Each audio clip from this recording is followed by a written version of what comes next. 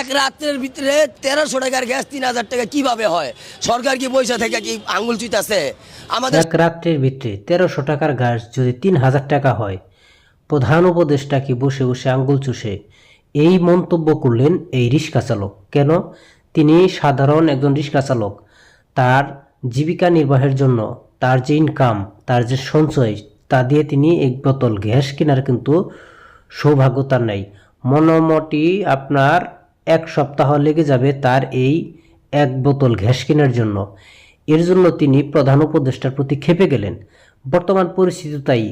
সরকার দেশকে নিয়ন্ত্রণের জন্য যেখানে আইন শৃঙ্খলা বাহিনীকে খাটাবে এবং তাদের নির্দেশনা দেবে, কিন্তু সেটি কিছুই করছেন না তিনি।